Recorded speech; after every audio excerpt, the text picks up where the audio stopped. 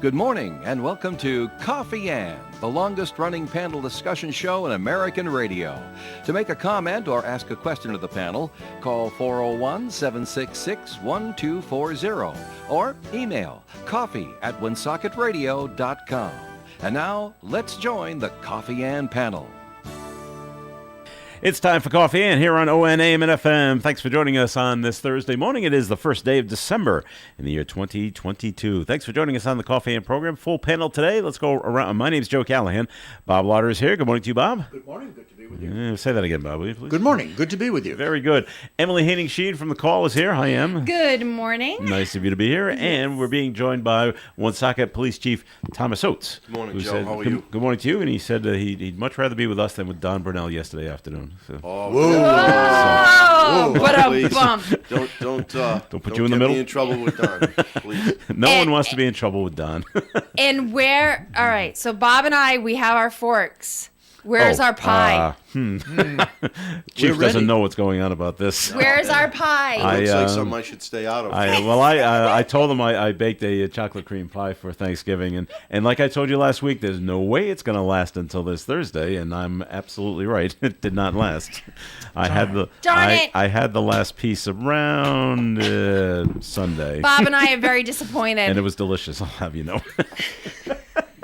Maybe next Thanksgiving. All right. It's a long time to wait. It is a long time to wait. I know, it is a long time to wait, Bob. Christmas is coming. Oh, there we go. Anyway, Em, it's time for your first message from the Call newspaper. You guys are funny. We try to be.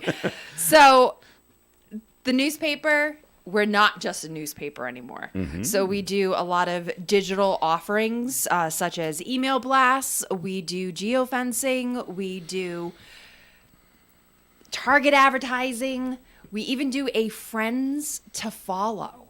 So if you are interested in any of these digital offerings, please give me a call at 401-767-8500. All right, very good.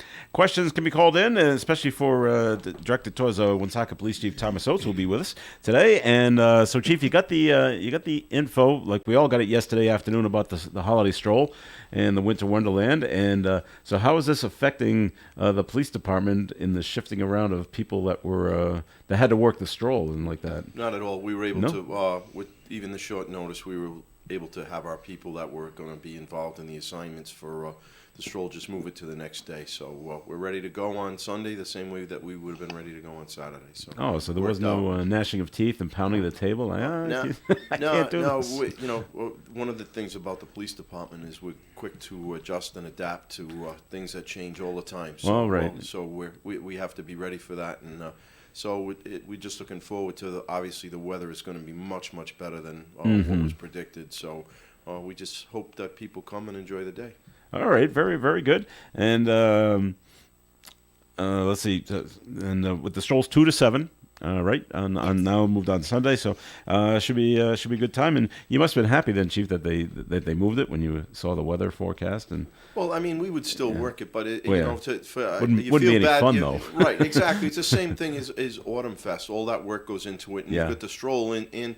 With us, we're involved also in the Winter Wonderland, which it really draws an awful lot of people. Mm-hmm. Kids go to see Santa. Santa comes by fire truck, and that's a big draw. And there's some wonderful places to take pictures down there. We'll have a canine demonstration down there.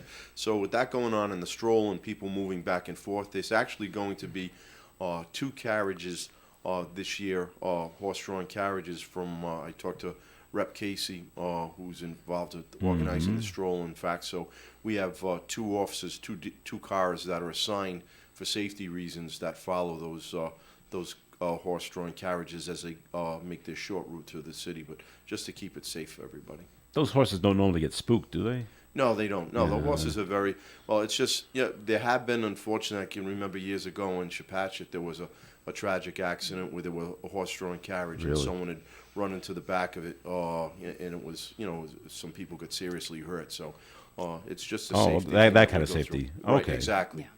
All right, I'm glad the Chief is here because it's a historic day here in Rhode Island, December 1st, and you might have been gearing up for this, Chief, already, but recreational marijuana sales start legally today.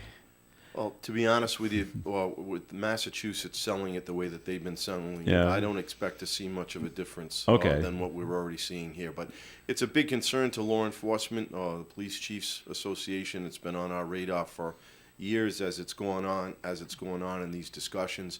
You know, the big issue with it is, people have the right, now especially to legally possess it certain amounts and to have it in their home, which is great. But if you're going to do that, stay in your home. Don't get behind the wheel of a vehicle. Don't get behind the wheel of a vehicle.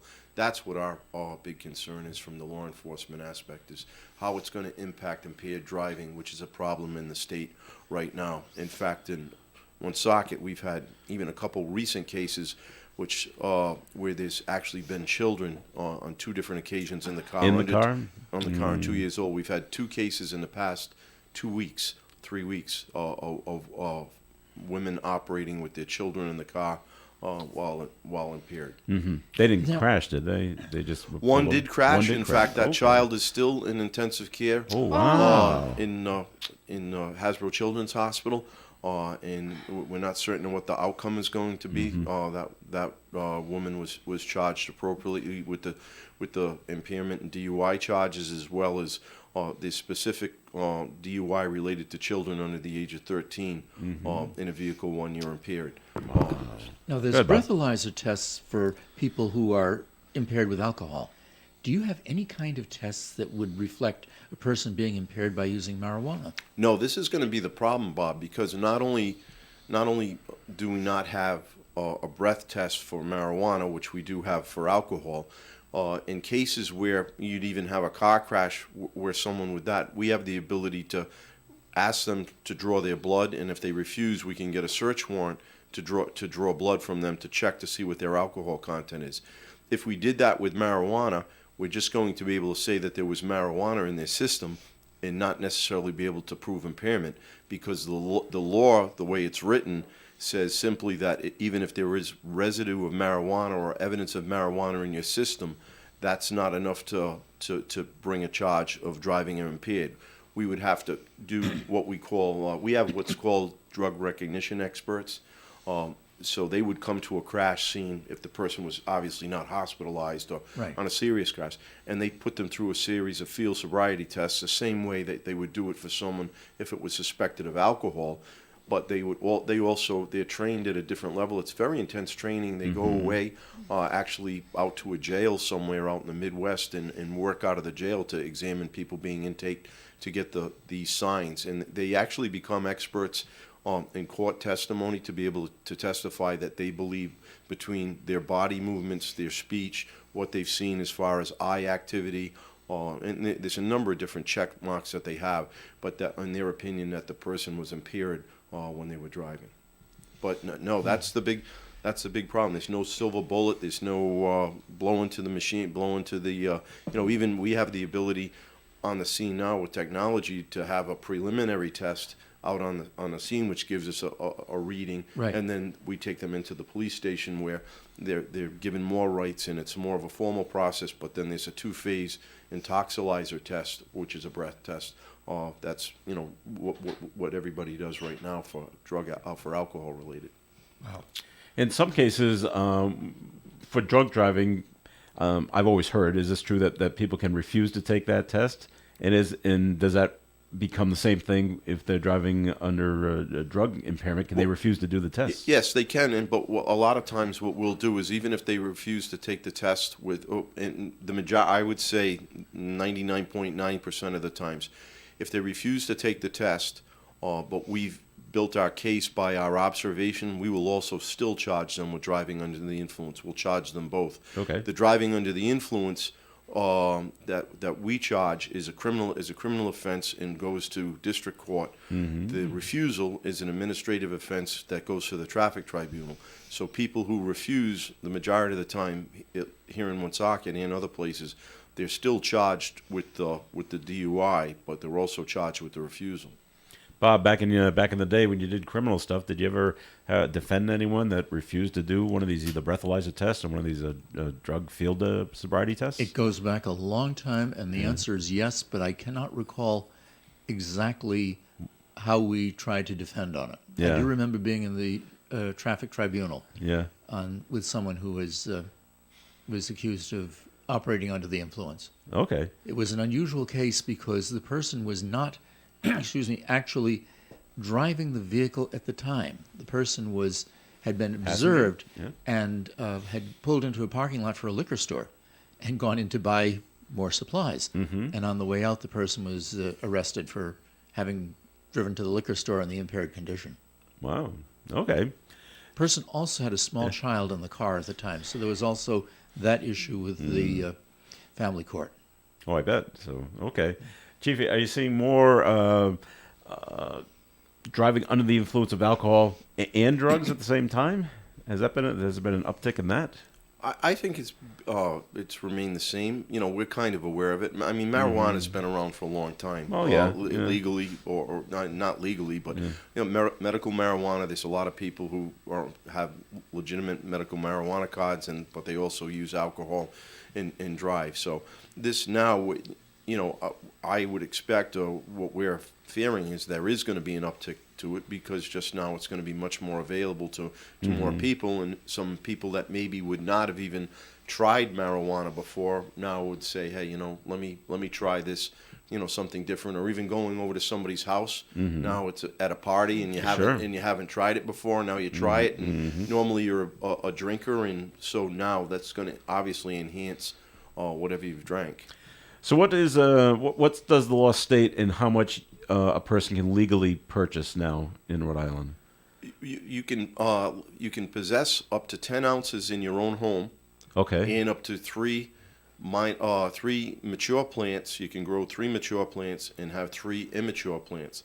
Out in the public, you cannot possess more than an ounce. You cannot possess more than an ounce. If you possess more than an ounce, I believe between an ounce and 2 ounces, if you're over on that, it's a civil penalty for being over the ounce. If you go over the 2 ounces and you're out in public, it's a misdemeanor. It's a misdemeanor penalty. But if you purchased, let's say, 10 ounces, and now you're driving back home, is that considered out in the public? It would be, but I wouldn't see people going to buy 10 ounces at one time. No, so they basically. I don't know this stuff. Yeah, right. And I mean, I don't know what the retail businesses are going to sell. You know, in other words, whether they're going to cap it. I would imagine they're going to cap it at an ounce, knowing that sale is the people can take it out. And then the other issue is it's going to be to Rhode Island resident. Rhode Island residents. There's an issue that's been raised before. With people from out of state, even in the medical marijuana program, I understand there's going to be changes. Yes. That you have to be an in-state resident, because then you're going to have the ability to go purchase it legally. If you're out of state, if you were from California, had a medical marijuana card, they're going to start telling you, instead of going to a dispensary now, to a medical dispensary, you're going to need to go to a retail store and purchase what you want. All right. For those of us who aren't real good in figuring out ounces, if you compared it with like a pack of Chesterfields or something, how much does an ounce? Showing your age there, Bob. Pack of Chesterfields. Yes. Yeah. Well, an ounce is 28 grams, and so I mean it's a bad. No, well, I mean. It wouldn't be wrapped in. Right. Most of it would be in a bag. I mean, it's hard to describe. But would it be equivalent to a pack of cigarettes or 2 packs? You could be able to make close to a pack of cigarettes out of an ounce. All right, more coming up on the Coffee and program, but right now it's time for our break, and it's time for a second message from the Call newspaper. So back over to Em. Yes, thank you. So it is December 1st.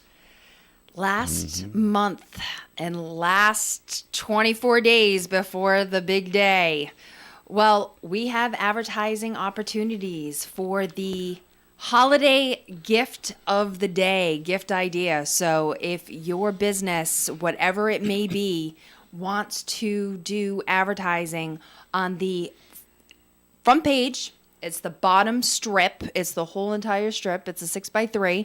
If you want to do advertising for one day, it's $150. If you want to do multiple days, you actually get a discount. It would be $100 per day.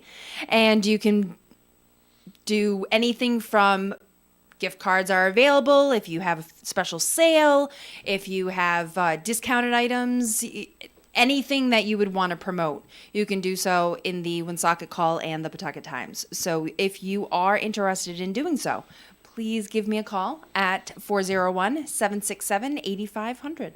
All right, Em, thanks. Coffee and program will continue. Comments and questions can be called in 766-1240.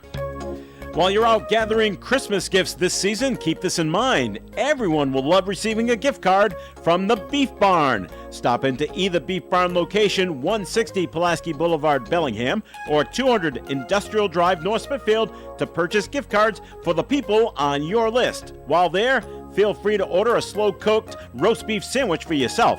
This year, please everyone with a gift card from the place that everyone loves, the Beef Barn. The Coffee and Panel is enjoying coffee from Down East Coffee in Pawtucket. They're a 62-year-old family business that roasts all its coffee right here in Rhode Island. Founded originally as Excellent Coffee Company, they provide great coffee to food service establishments throughout New England. Have you heard of Scott McGee with RE/MAX Properties? He's been selling real estate in Rhode Island and Massachusetts for the last 17 years, and you can see that he loves what he does. Scott, as well as his team, take pride in what they call the fair and honest team. No gimmicks. And no, they're not buying your house if it doesn't sell, etc. Just fair and honest real estate. Scott personally works with tons of sellers and buyers and specializes in residential properties as well as commercial. And he's always very fair and offers super competitive rates. Remember, this is probably the biggest move in dollars that you will ever spend or receive. You want to go with a trusted and experienced agent. Scott is fair, honest, and modest, always puts the clients first. And he also dealt with literally almost any situation. You really need to look at your real estate needs as a business. You want to pay and get the right money now so that you're not paying for it later. Trust me.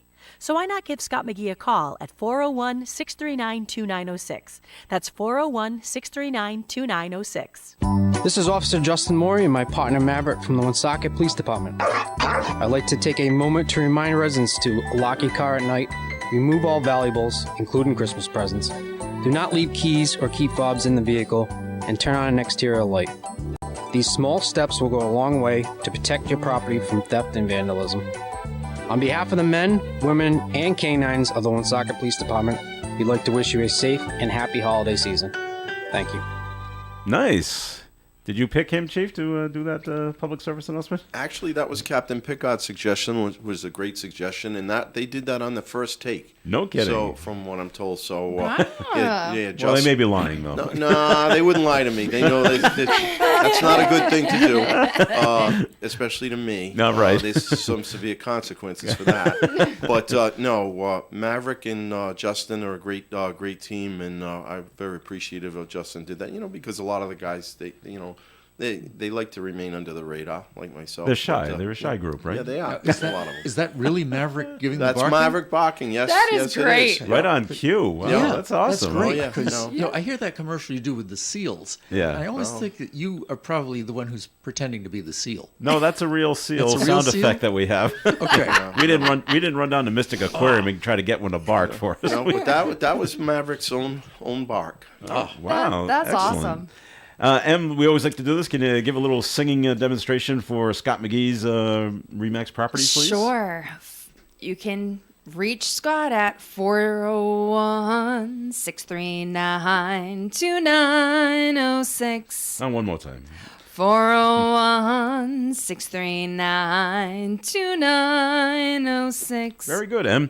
All right, we're talking with the Woonsocket Police Chief Thomas Oates. Just a few more questions on the recreational marijuana. I've noticed it. I'm sure others have noticed it as well. You're not supposed to smoke this stuff outside, but you can just smell it just everywhere. No, you're absolutely right. You're not. But the law does not allow you to smoke in a public place. As it sets a number of different places: school buses, school grounds, public parks, any place also that would prohibit smoking or vaping.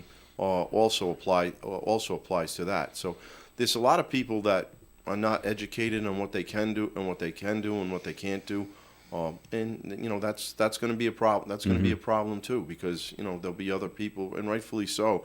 I mean, it certainly has a distinctive smell. I mean, so and that's the other thing. You can't be riding in a vehicle and doing it. I mean, even if you're a passenger in the vehicle, so you're not the driver, so the impairment would not be the issue. But you're not supposed to be doing that. All right. Now, we don't have any recreational marijuana stores here in Woonsocket. They are going to be close by, Pawtucket, Providence, Central Falls. But if one wanted to come to into Woonsocket, does the police department need to be notified that the city council's approved it? And do you have any say on where it might go? Well, that was a ballot question that the citizens had to answer, that if they would allow retail marijuana sales. Every community in town in this last election voted on it. There was a few, from what I understand, I think Barrington, Smithfield, there was like there was like 4 or 5 that opted not to. But so that business would go through the same zoning regulation process as any other business as far as zoning laws go, and then whatever particular laws there may be regarding the Cannabis Act, if there's anything specific to that. The actual retail store, once it's in place, is regulated by will be regulated under the Cannabis Act, which they're in the process of even still now creating an board, enforcement right? authority or a board or something like that. So I don't know if they would come to you guys and say, well, they want to put it in this place, this X place, and you could come back and say, no, that's a known drug area. Maybe that wouldn't be the best place for it. Well, that would be something our council would do, and our council and the mayor are always. They always, on anything that would be potentially a public safety issue, they ask usually myself and Chief Shatra, if we have any concerns or issues with it, and that's done quite frequently with zoning even now. If there's something new going up in the city, if it's going to impact even traffic or anything like that, they run it by public safety to take a look at it to see if we have any concerns. So it would still run the regular process as another. It's a business, and to be honest with you, I mean, even the dispensaries. When I was on in Providence, in my days in Providence, the one on Corliss Street, if you rode by it, you wouldn't know what it was. You wouldn't know what it was. You wouldn't know what it was there for.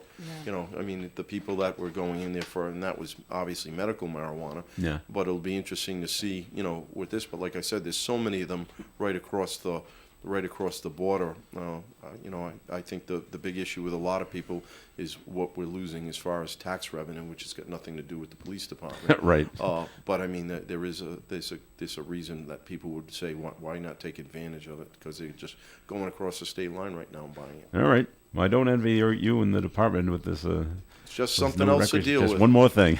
Em, do you have any questions? We don't want to keep you shut out here. Oh no! It's fine. I've been intently listening. I mean, obviously, kind of to go to the next subject. Okay. With the PSA, because I think it's very important. In regards to your packages in the neighborhoods and, just keeping a watchful eye out. I did see something on Facebook last night that my own road, Bob and I, our own road, there was, kind of a warning out there that one of the delivered packages was stolen right off of, the porch area, wherever it was delivered. And, it's that time of year that a lot of people have, packages because they're doing online ordering for Christmas or any holiday that they're celebrating. And I think it's, definitely, a good thing to just keep an eye out, or if you get a reminder from whomever is sending it or is delivering it, whether it's UPS, FedEx, Amazon, what have you, is to, definitely, if you get that it's been delivered, if it's, if you're at home, get that package in right away, or, if it's, going to be at, a time that you're not going to be home, maybe, put, a message or something, hide it in the back, or can you please drop it off at the post office instead, and you can, pick it up there so it'd be, secure and you'll be able to receive it. What are the other things you can do, Chief? One of the easiest and simplest things you can do is if you've got any type of relationship with your neighbors, whether you're in the same building or people across the street, people know each other. You're going to get a package. You should have conversations back and forth and say, hey, if it's during the day and you know I'm not home and you see there's a package delivered at my house, would you do me a favor? Would you walk across the street or go next door, pick that package up, put it in your house, and then just give me a call or send me a text, and I'll come get it when I come home, or you can walk it back across when you see me come home. That's the simplest and easiest thing to do. Those other things that Emily did bring up, though, if you were, you can leave with them. Ask them that you don't want it dropped unless it's a signature. So that would be if someone was home. And the other thing is put it, if you left a note on front, please don't put the package here. Put it in the backyard. Put it in the backyard. Put it inside the porch, because a lot of times, the delivery people will not make entry into a porch or an area like that just because they're told not to. But if you leave them instructions, say, please put this package inside, most of the times they would do that. But just being good neighbors and being on the lookout for other. This is a problem that is nationwide. Oh, sure. We've seen it all in that, and a lot of it now is captured with Ring cameras and Blink cameras. And that's really helping you out, isn't it? It is. But a lot of times that's after the fact that the package is gone. Right. Yeah. And depending on how good the picture is of the individual or how it takes, we sometimes get the individual 2 or 3 days later, but whatever he's taken is gone. Is gone. So we'd rather have it prevented than to have to go out and try and apprehend who took it. There's a Of course, story. you're passing up a real opportunity, because if you're cleaning out your cellar and you have a lot of stuff you want to get rid of, you just put it in a big box on your front porch, and maybe somebody will come along and take it from you. Yeah. I've seen that. I've seen people say they've done it, but I don't know. I don't know actually anyone that's actually has done that. Just put their junk inside an Amazon box and see if someone will take it. There's always probably the downside that the person who took it will come back and give And you throw some it back at you. retribution if you've done right. this for them. There's a story on the front page of today's call, Chief, and that's exactly what happened. Thief caught on Ring bell. Picking up the packaging. Yeah, that's it. Yeah, in our offices, that citizen, great that he had that Ring camera, quickly called us. Our officers went into the area right away. Found him. Came across an individual who they've dealt with in the past, and were able to charge him and recover what he had taken. It's so funny because he's quoted, Bob, in the one that was arrested, quoted in the paper saying, when the cops came up to him, wasn't breaking into cars tonight. Well, he'd expanded his Yes, I'm moving on to houses now. His enterprise. How difficult is it to install one of these Ring cameras that you're talking about? I have myself Blink, which is it's battery powered. There's no electricity involved in it.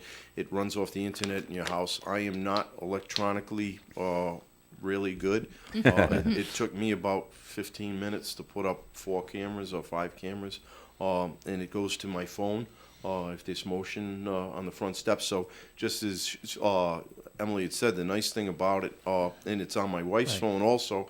So when UPS, we've got one that's on the front steps of our house. When a package is dropped, it's caught on camera. Him dropping the package, and we know it's there. And we would also then know if somebody came to take it off. But it's just like I said, the best case, even if you do have the cameras and you do have a good neighbor, just let them grab the package and give it to you when you come home. And these are available at hardware stores. You can Amazon is probably the easiest way to do it. You order them online, and the Blink system is relatively. I mean, I think it's probably going up a little now in price, but when I got it, I think the 4 or 5 cameras were under $200-$300.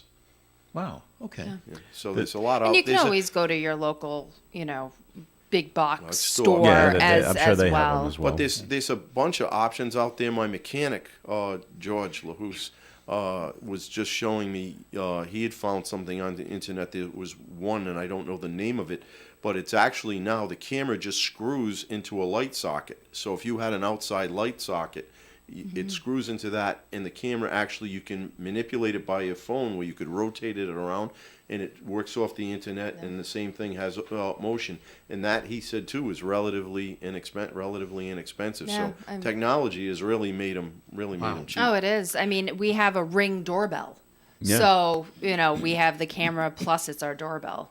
and we have it on the front and the back, and it was very inexpensive because it came in like a 2-pack type of situation.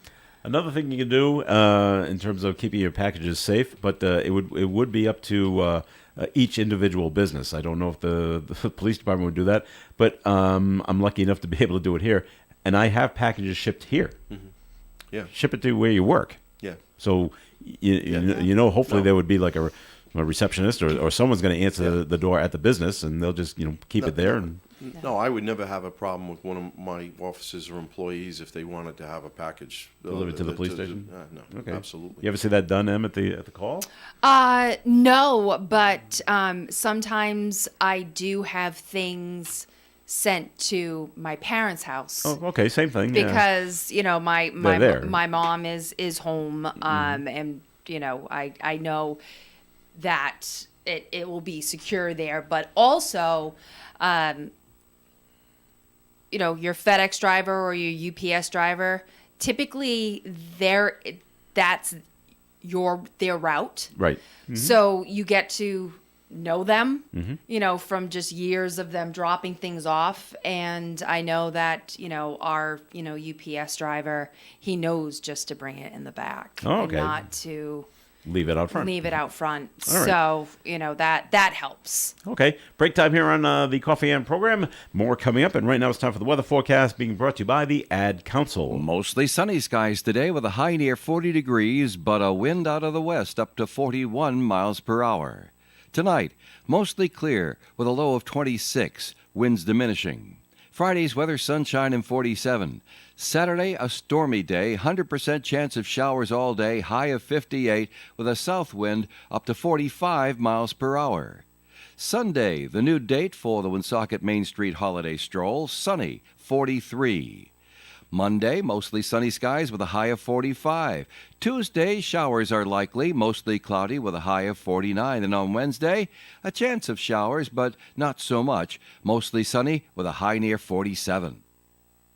Currently outside the Navigate Credit Union broadcast studio at the corner of Park Avenue and Kennedy Street, sunny skies and 37 degrees. Okay, dads, it's time to do the Cabbage Patch, the Running Man, something more contemporary. We like to call it the floss. That's right, dance like a dad with your kids. Learn more at fatherhood.gov, sponsored by the Ad Council. We hear a lot today about our society becoming depersonalized. We're no longer known by our names or faces, just a bunch of account numbers. Well, that may be true in some places, but not when it comes to our local business community. Today, more than ever, hometown merchants strive to give you the personal attention and service you deserve. No matter what you need, there's a hometown business anxious to help you, ready to go the extra mile for you. Find out for yourself. This holiday season, give a local business the opportunity to serve you. You'll be glad you did. One of our great hometown merchants is Pepin Lumber, 830 Cumberland Hill Road, Woonsocket. The best little auction in Massachusetts is Trudell's Auction Gallery in Bellingham.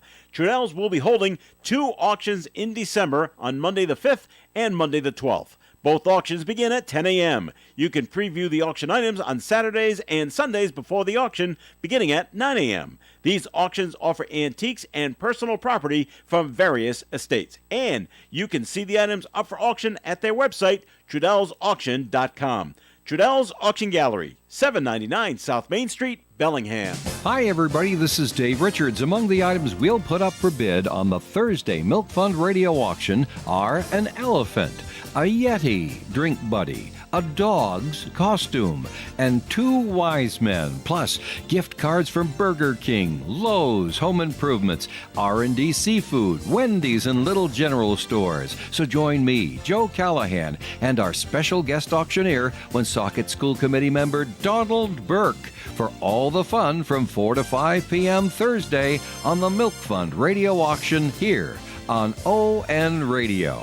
ON Radio.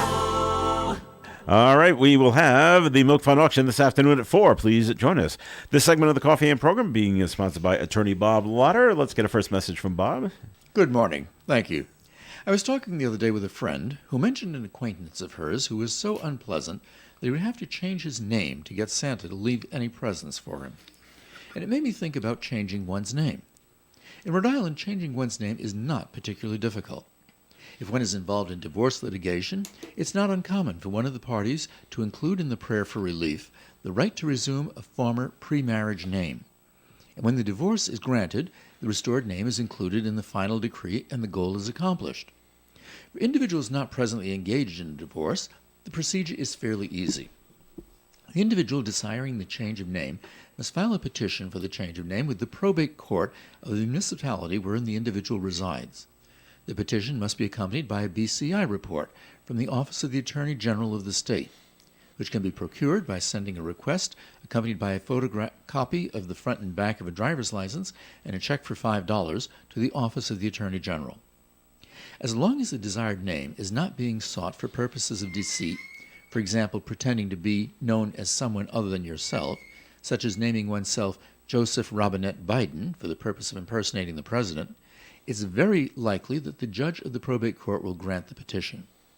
Once the petition is granted, the individual should take copies of the order to the Registry of Motor Vehicles to secure a new license, to the Social Security Administration to confirm the new name with the existing Social Security number, to the Board of Canvassers for the municipality where the individual resides, and to those financial institutions which administer any of the financial assets of the individual.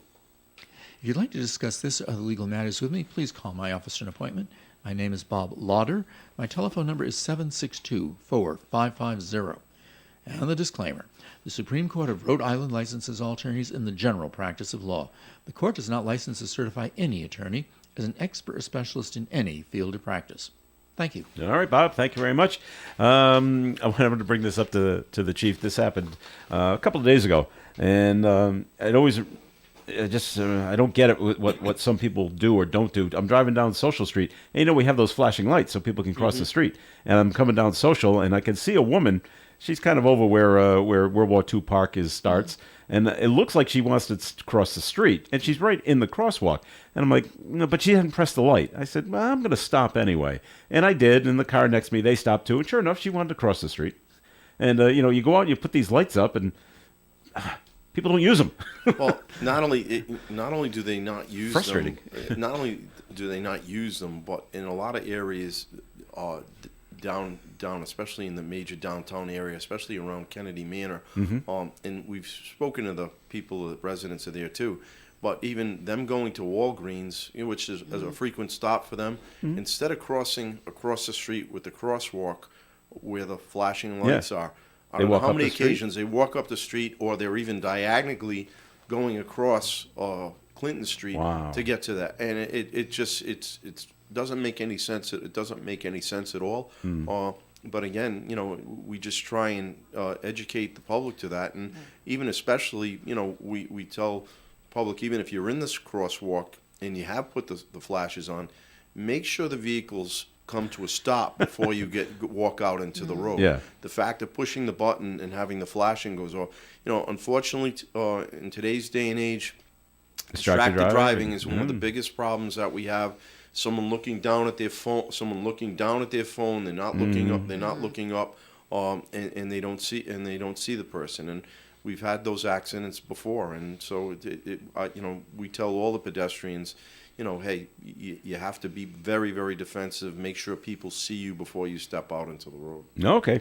One of the things that's, I think, very scary in a lot of the part of the city is people who operate the motorized wheelchairs in the roadway, especially when it gets toward the late afternoon and evening when it's dark and you can't necessarily see them very well. Are they supposed to be in the roads?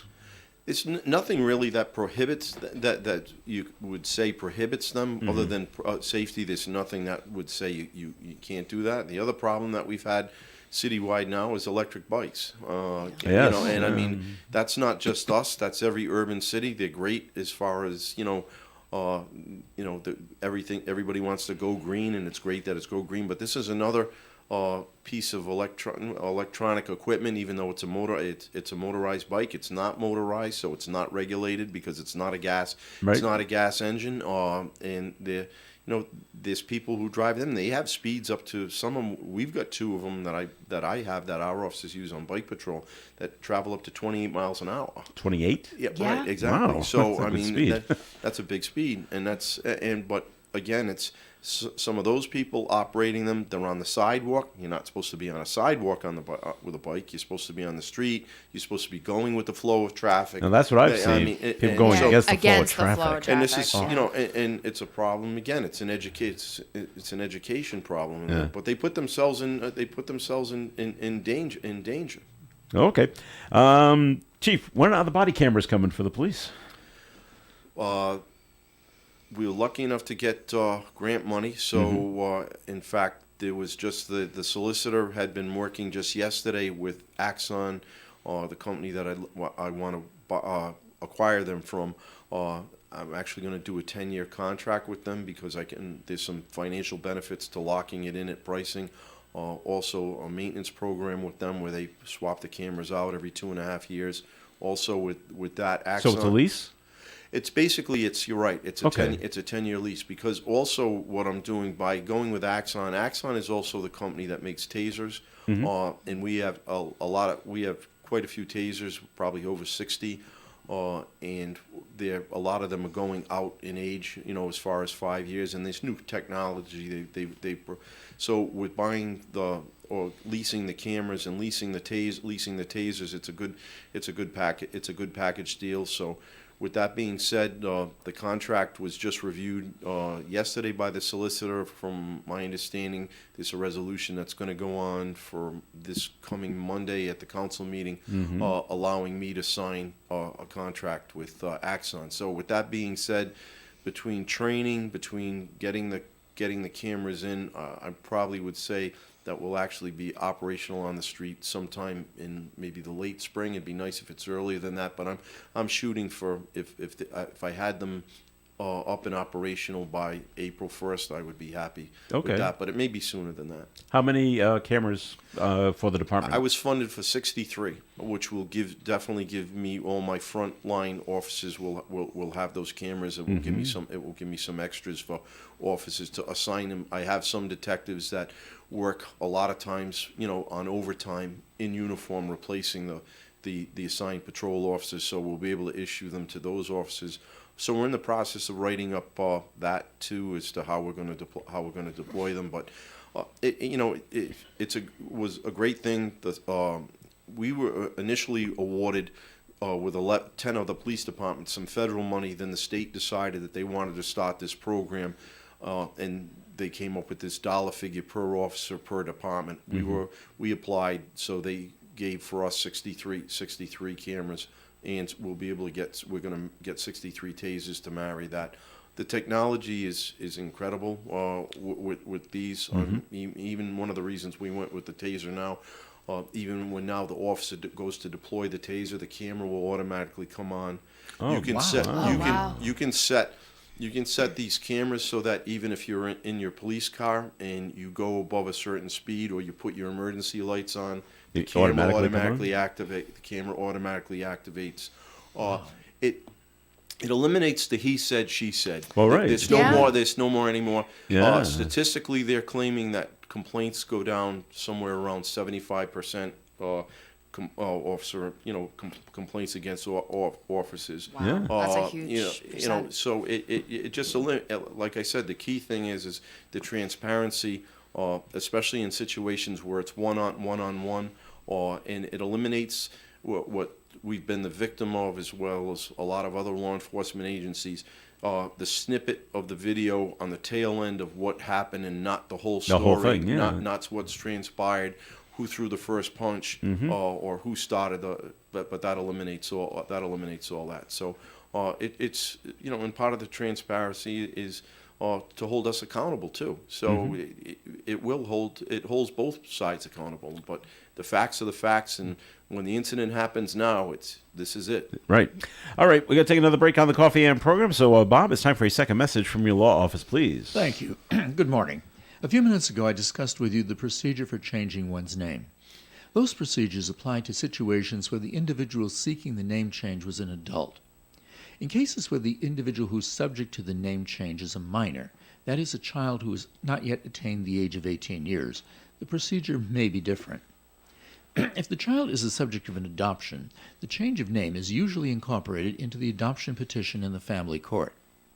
If the parents of a child are in conflict as to the name of a child, and this frequently arises in those circumstances where the parents become divorced or were never married, one of the parents should file a petition in the family court, where the standard to be used in making a judicial determination will be what is in the best interest of the child.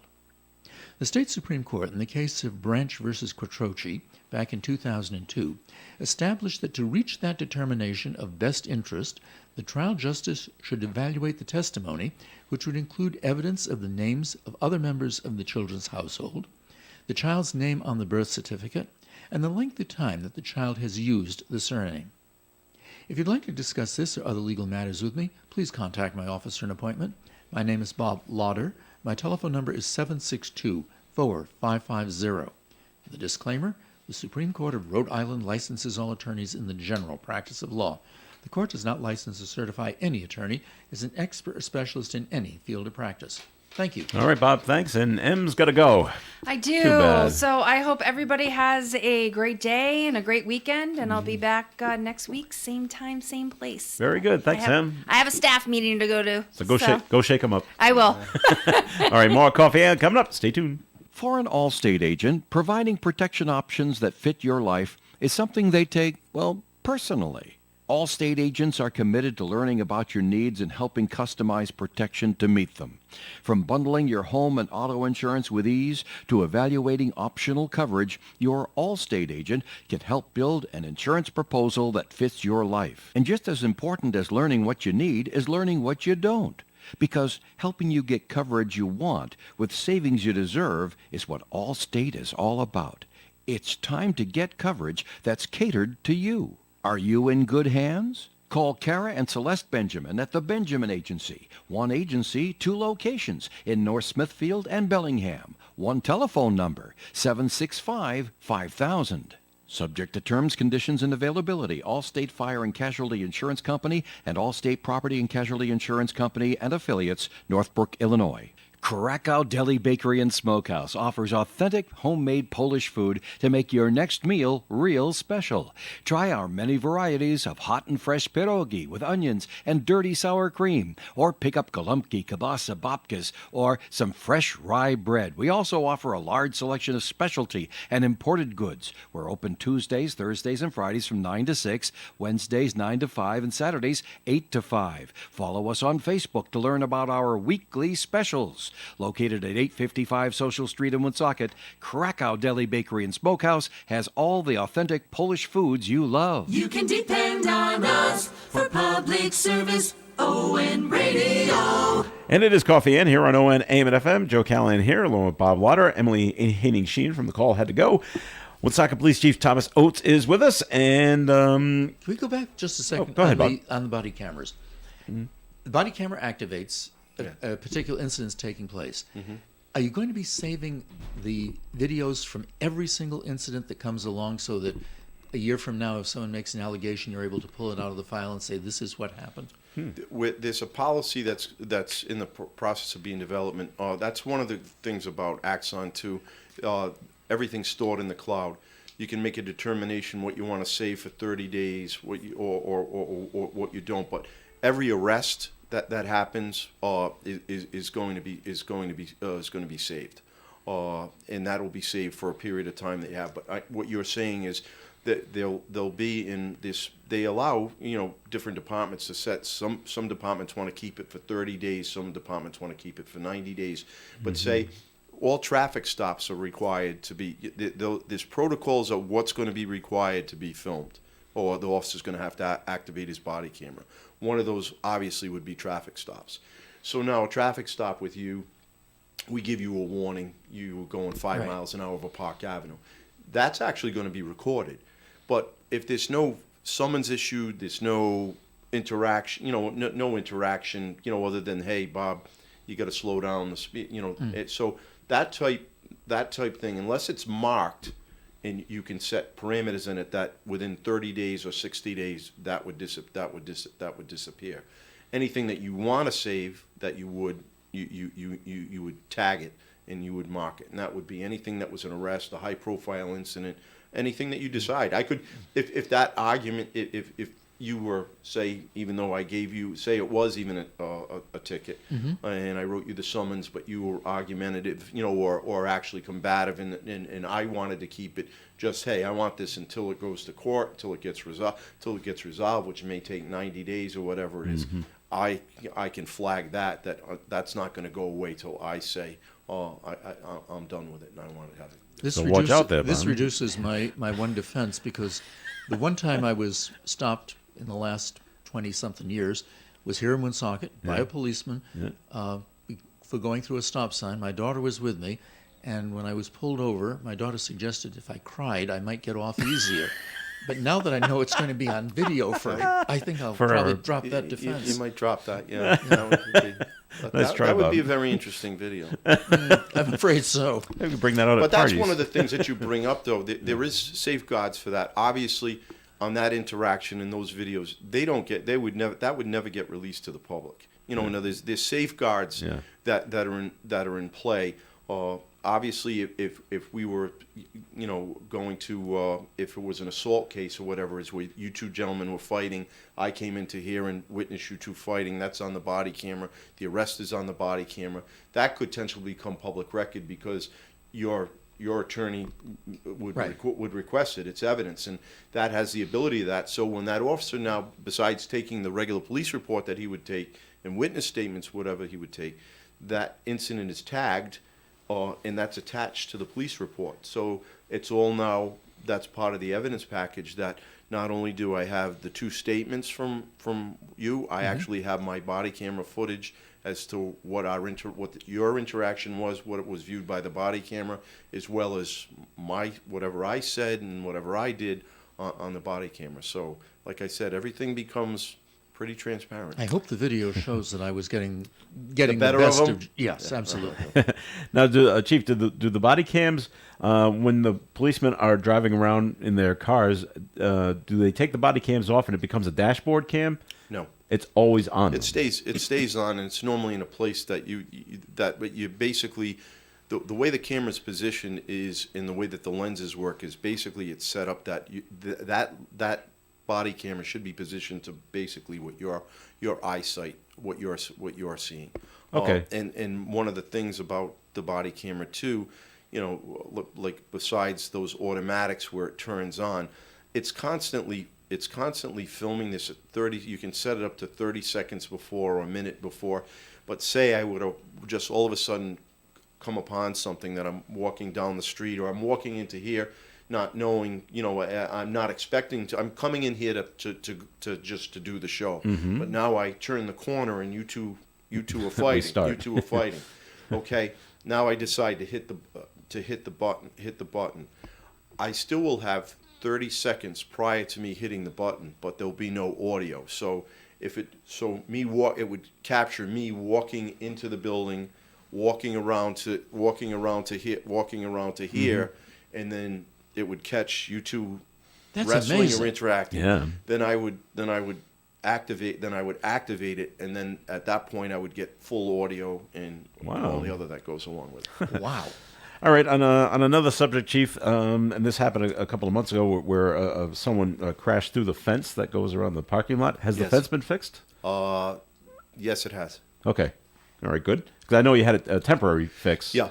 But it's now back to normal. Yep, it's now back to normal. All right. That must have been surprising when someone crashed through the fence. Yeah, I mean, that's a bad night. But again, that person was impaired, so he was charged. That's what I was appropriately with assuming. that. But I mean, not that it's not good to crash anywhere, but it's not good to crash into a police station, especially if you're impaired.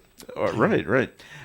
This is going on nationwide problems. I want to check to see have you seen an uptick in this of people once again going out to cars and trying to steal or are stealing the catalytic converters.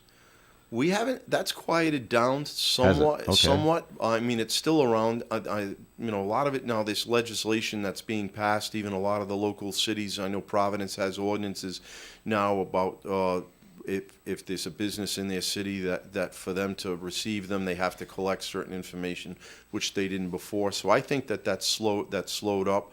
I haven't followed exactly the new legislation, but I believe the some of the new legislation is going to require at some point of a serial number on the catalytic converter, and it's just like anything else. Once you eliminate the market for it, then it'll go down. It'll go away. But I've seen it, but it comes in spurts too, because unfortunately you get one or two individuals that's what they do. That's their forte. They like stealing catalytic converters, and that's usually because they have an outlet to get rid of it. Right. One of the last incidents that we had here, we were actually engaged. They tried stealing one during the day from the rear lot of Landmark. One of the maintenance people confronted him and actually was threatened with a handgun by the people who were doing it. Our officers got involved in a pursuit with that vehicle. There were two individuals in it. We ended up losing it in Providence with the state police, but we had an idea who the subjects are, and they're believed to be involved in numerous thefts throughout different communities. How difficult is it to do that? Do you have to elevate the car? No. Or? That's the whole problem, Unfortunately, no. especially between with the tools now today that are battery-operated Sawzalls that are about that big and very powerful. They just slide underneath the car, and it's a matter of two cuts. Yeah. It's a matter of two cuts, and it's gone within 20 seconds. Wow. Yeah. That's why it's a problem. All right. Back to the you said about get rid of the market, you get rid of the problem. Back to recreational marijuana, because of the pricing of the marijuana. So if you go in and you buy an ounce, there's a 7% tax, Rhode Island state sales tax. There's another 3% tax, which I forget what that's for, and then there's another 20% tax on top of that. So the amount of money is going to cost. Is there still a market for the illegal marijuana being sold on the street? There absolutely is, and even we've talked to as police officers. I mean, some places out in the Midwest have had legalized marijuana for more than 10 years. And speaking to some of the chiefs that are out there, they say that was part of the reasoning for that the proponents were trying to say, we'll eliminate the black market on marijuana, it'll go down, and that's absolutely not. The reverse has happened? Right, exactly, because it's even written in this current law that you, as an individual, can, without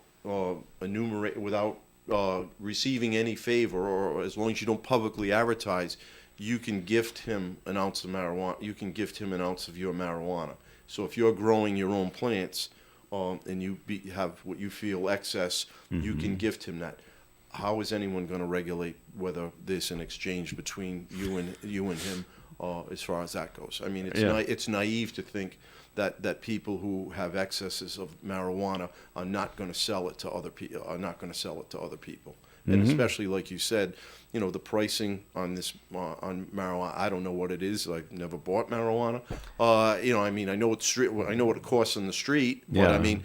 What are the stores going to sell it at? Exactly. So, are they going to undercut the stores? Sure, they are. Of course. Yeah, that's just good marketing.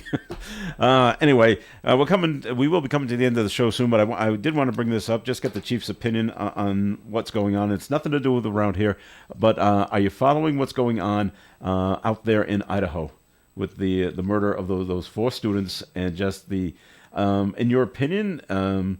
Because there's just a lack of information coming out, and people are just, I'm sure out there are incredibly frustrated. Are they doing a good job, the police out there, from your standpoint? I don't know the specifics of their investigation, but I would believe one thing.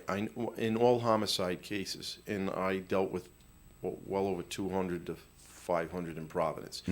The families and everybody, they want information. Right. And they want to know where you are, who the suspects are. And that's information that cannot be given out during the investigative stage of it. I would bet, and we'll see. Time will tell. I'm sure that any law enforcement agency that's tasked with that, they're diligently working. They have the FBI involved. They have state police involved. There's a number of different agencies. They're working, I'm sure, every possible angle that they can work. And it's just that frustration where families want to know. The public wants to know, and in that particular case, it's really concerning because there is that student population, and even my wife said just last night, if we had a child that was in school there, I wouldn't let them go back to school until we got information or there was an arrest. Yet the schools there was an opened arrest up. made. Yeah. But they did. But life has to go on. But Right. with that being said, I'm confident that they're working as hard as they can, and the public right to know, unfortunately, has to wait not to jeopardize the investigation. All right.